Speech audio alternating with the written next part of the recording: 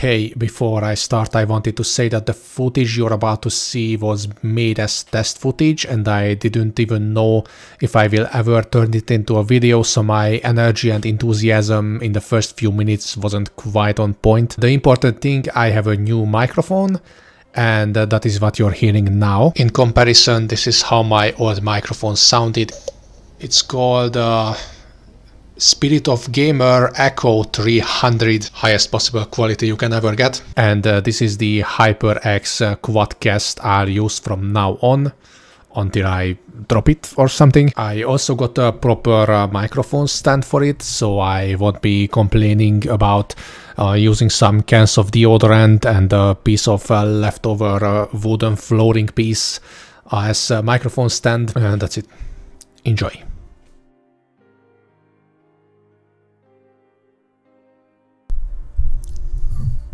Welcome or welcome back. This is going to be a quick video thingy. I just got this new microphone. I wanted to test it out, complete a really quick, I don't know, something, just make a quick video as a test before I test it out on a real project that I want to work on. I have no idea if this is going to become a video. I have no idea if this footage is ever going to be published. I'm planning to. I have literally zero expectations from this project, and I haven't even washed my hair properly for the recording or anything. I want to make a digital version of this sketch that I made in my sketchbook. I made it in like May or something, 2022. And this drawing was inspired by many works of Peter Polach, also known as Apterus. I literally wrote it somewhere here, inspired by Apterus, and pretty much the prompt was combining a human with a ghoul. I could scan it and work on it digitally, but I feel that the whole sketch is kind of broken and it would require way more fixes and liquefying and all that in order to make it work, so I just want to make it from scratch. And in the meantime, I just wanted to test out this new microphone. It's the HyperX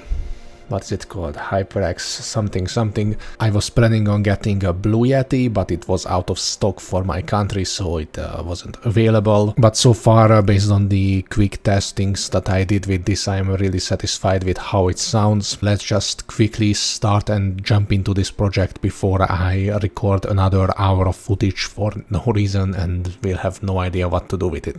Magnificent transition, magnificent transition, magnificent transition, magnificent transition, magnificent transition. It's all animated and it has like these effects that the globe from the middle just goes away and my entire body and my mind is transferred into the smaller little cube on this side.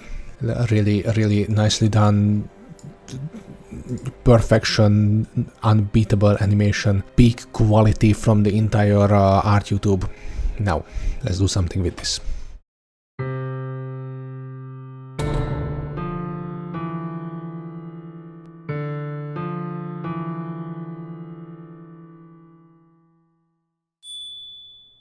I want the character to be mostly green, and I want to do it in a more reddish but also rather desaturated background. So the character is going to have green and like this yellowish green as a base color, you know, because the character is supposed to be an undead or something. We will have a bunch of yellow light or blue light, I haven't decided yet. Start out with some basic shapes and let's see where it all goes. Okay, this is me from the future, and yes, I did decide to turn it into a proper video. I didn't record much of my commentary, but there was a segment where I was trying out different colors and I was live commentating it, and I found it to be interesting, or at least I feel this is an interesting and important part of the process. So I managed to cut it down to a few minutes, and you will see that right now. And I accidentally recorded all of it in 20 FPS, but I will only realize when I was already done with that segment, so sorry about that.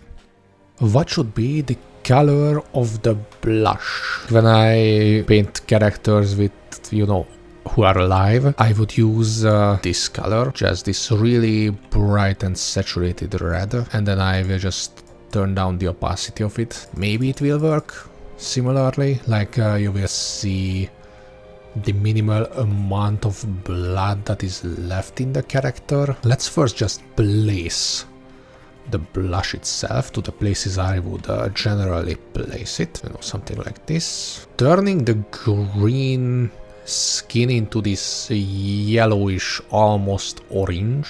No, that's actually orange. It's just pretty much like this brown, this dark orange color. I want to handpick some colors. What if her blood, instead of red, was like this yellowish, like this reddish yellow color? So if it's more yellow, it's going to keep the whole thing more saturated, and it's going to be much closer to the general yellow color. If I go with this, what is it called, like apple green or something, that's like, it's almost monochromatic for this bluish green. This one looks more dead. Like the way we have more cool colors around the features, it's almost like the inverse of what someone who's alive would look like. That might be a little bit too much.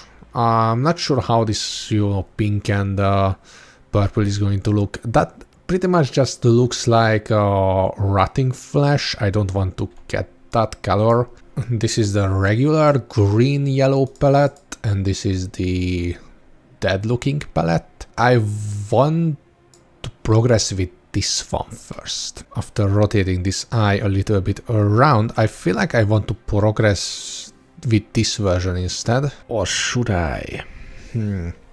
Now my whole idea was that she's going to have a yellow or orange light on her face, and if I keep it all green, it's going to have a little bit more variety, and the shadow color, that's more just green. What if I change the light to this color, more blue? This way the entire face feels much more monochromatic, so I really want to keep this yellow / orange and the dark green for the skin. This one, it's like the blush doesn't really show up, like it blends in with the light. This version, you actually have more variety around the entire face. So I'm going to go with this one. I will add my tint layer. This is a rather new thing that I've been experimenting with. There's this old trick where you add some yellow to the top of the face and some blue to the bottom of it. So it kind of just simulates how like a bright sunny day would affect the character's face. You know, reflected blue light from the bottom and bright and warm light from the top. It's not that big of a deal. It still creates that variety. Okay, I want to try out this almost red once more. No. I don't want it to look like that. I don't want the face to feature that much red. Instead, what if I changed the reflected light color into the red one? Something like this. So the face is going to have more of this red tint and the red reflected light from the bottom, and we will still just keep the yellow from the top, and we will have just the light layer on top of all of this. I feel like this is going to be the best version I can come up with just now. So I want to progress with that. What should be the color of the hair on the other hand? I want to figure that one out as well. What do we have so far? We have a lot of greens and blues, many things on this part of the color wheel. What if I went with some purple for the hair? I just want to really quickly try out a few. So if we have this general purple, let's make it a little bit more pink and a little bit more saturated. It could blend a little bit too much into the background, but if I add some extra brighter and more saturated glow around the face, you know, something like this. Yes, something like that. It's going to bring the whole head out, and if there's this contrast between the edge of the hair and the background, that's going to work even better. One more try. What if I make the hair blue? Definitely a different feeling. More cyanide just blends in more with the face. Darker purple if it's really saturated. That's weird looking. Something more like this. No, I feel like this is going to be the best shot for us. So we have a bunch of red and green around the whole scene, and this purple can connect the two. Maybe a little less visible, like 70% opacity, something like this. Yeah, that feels better.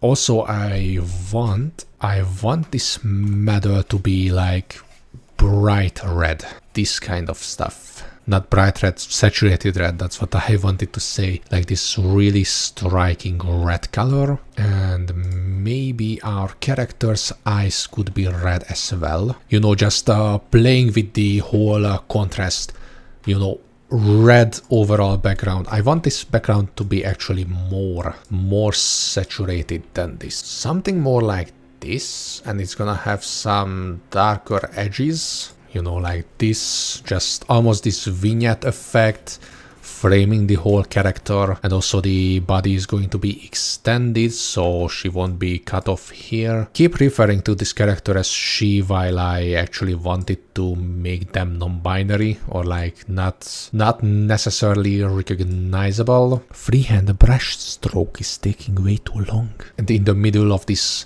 green patch we will have the saturated red necklace, and we will also have the same color for the eyes. I feel like this color palette is coming out nicely. I'm still not entirely sure with this hair. I really want it to be some sort of purple or pink, but I will try a few other variations around and see what works the best. Now, enough talking, and let's make Apterus proud. Also, I just recorded a bunch of footage in 20 FPS. I look like a Charlie Chaplin movie now. Oh no, this is going to look so bad on the video, but I'm not going to cut it. Also, you can see my see this border here, that's foreshadowing to a video I will make in the future. I'm not going to talk about it now, let's just continue. Okay, here comes the rest of the footage, and since this video already became somewhat of a meme video with just goofing around, and you actually haven't seen most of it, there's just some extra goofiness later. I promise it won't be all like this from now on. Now that we established that, I just wanted to talk about Apterus for a bit. His works were among the first art videos I ever watched on YouTube, and he's still active and posts a time-lapse every now and then, and I quite literally look at many of his old videos as building blocks to what I'm doing now. Since I've been exploring some darker themes in my works starting around early 2022, I feel I have a whole new wave of appreciation towards his works, and not just towards the technical aspects of it. I do think they are truly magnificent, especially like the ones that center around these ghoulish characters acting lovable, for a lack of a better term. I recently found a video essay channel named Nick's Fears. The creator is called May Leeds, who is also a musician and overall someone with quite a fascination towards horrible things, but in a fun and bloomer loving nihilist kind of way. And she had this video analyzing the song Every Day is Halloween by Ministry. Roughly the whole topic is about how we sometimes are attracted to dark and morbid things because they can seem the most relatable, but she also brings up the whole idea of turning all these creatures like ghouls, zombies and other monsters into familiar, likable or even cute characters. The explanation she presented behind this that really felt close to me, and I suppose anyone who makes similar things can relate to, is how it is a way of for coming to terms with your own mortality or to the mortality of others who you care about. Making a cool skeleton character or a cute white sheet ghost, or in my case right now a relatable, sad but in many ways beautiful ghoul person, is a way of looking positively into the future when you won't be around anymore. Making these characters involves you thinking about you or your loved ones one day being one of these. I mean, the ghost and the undead ghoul are debatable, but just let's roll with this. And making them as likable and relatable makes that state less alien and more comforting. These are also characters who've been through a lot, in their case many times being through literal death, which is most likely tougher than the biggest obstacle of the rest of your life, to be honest. And then depicting them as still being able to have their feelings, be it sadness and heartbreak or newly found joy and belonging, can remind you how even your biggest issues can be defeated, and no matter what happens, you will not lose who you truly are in the process.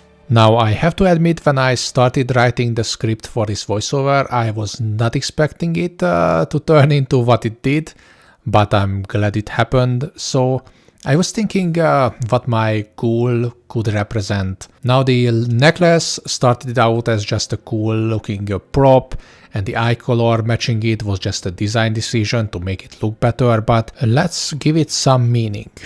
The unnamed ghoul has a broken heart necklace, something that generally appears as a full heart, but this time it represents trauma and pain. The once blissful symbol hangs in their neck like an iron ball on a chain, but it's not broken apart, and it's shining bright, and it's not alone. Their eyes have the same color, because their heart might be just as scarred as their body, but the love and affection is something that they have inside just like before. Their tattoo says, "I love the dead," while being covered in a scar, both the symbol of death or decay, but also of a new belonging. If the message you have over your real beating heart is "I love the dead," and you recognize that your own death is unavoidable, you have to also realize that learning to love yourself is unavoidable too. Turning my ghoul into non-binary with they them pronouns, the same way stories of monsters often represent minorities, sound even more fitting now. Maybe in the world of this piece, this was at least one of the things they had to come to terms with. And also, we don't see or know the origin of the tears, but if this character could speak, maybe they would tell you that these are tears of relief and acceptance. Okay, first of all, I put some dimming arrangement on my microphone. When I say dimming arrangement, I mean DIY dimming arrangement. I mean, I borrowed some pantyhose from my mom and put it over the microphone. The light itself is like a little bit distracting for me, and I wanted to put something on it.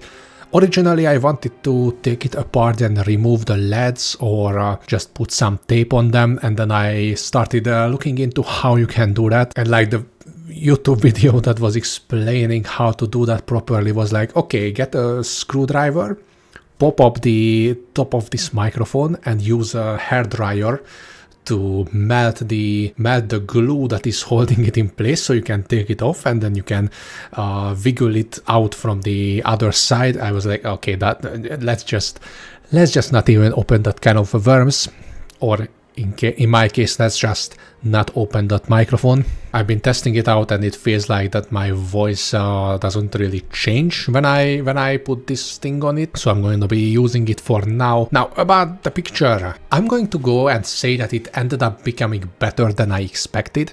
You know, when I had no expectations, it's not really a hard thing to achieve that. I didn't record more steps in the process because I made most of it when I was talking with a few people on Discord, and I woke up today and I just added some extra glow effect to the hair. I added some veins and scars to the face. I fixed a few little things. I'm still not entirely satisfied with how this part of the body looks. It's like it feels a little bit more blocky than it should be. I've been adding some light spots and darker spots to make the shoulders appear more three-dimensional. This tattoo, I Love the Dead, is a reference to Rob Zombie. In one of his songs, a character has an I Love the Dead tattoo, only she has it around her wrist. I found it to be fitting.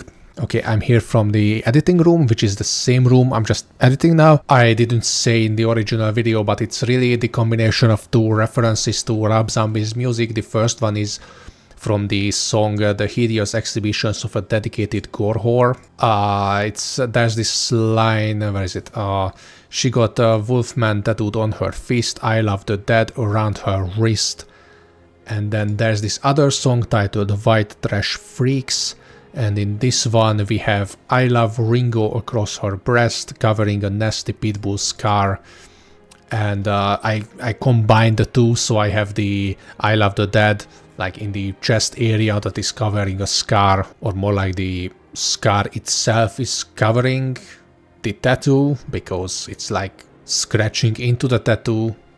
Doesn't matter, that's the reference I wanted to explain. I was thinking about adding Steamboat Willie as a tattoo on this character. Thinking back at it, it might be a funny addition to this this goofy Apterus inspired ghoul character. I'm going to pass on that for now, and overall I will say that I am satisfied with this picture. I hope that Apterus would be proud of me doing this, not study this picture really inspired by all his works. If you were to compare it to the original, this is like not bad, it's like passable, but I really think that the digital version became much better and it functions as a full picture instead of a fun sketch. Like, I wouldn't dare to show the other thing to people if it wasn't made in a sketchbook. Overall, this was a nice test video, and I will just figure out what to do with it. Yep, that's it. That's the thing. And then comes the joke, when somebody leans into this microphone, something like this, and manages to burst your eardrums with just whispering. And that is going to be my ending for the video. Thank you so much for watching. Have a nice day. Do some art, even if it involves putting some pantyhose on the microphone while you are recording the ending, because it doesn't involve the art making process in any way. I'm not going to think about a better sentence for that, but most importantly, don't forget to have fun while doing that. Farewell.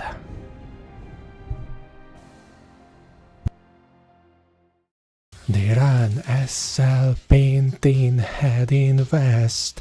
I love the dead across the chest, covered in a nasty hobby knife scar. Life ain't shit if you ain't life ain't shit if you ain't live.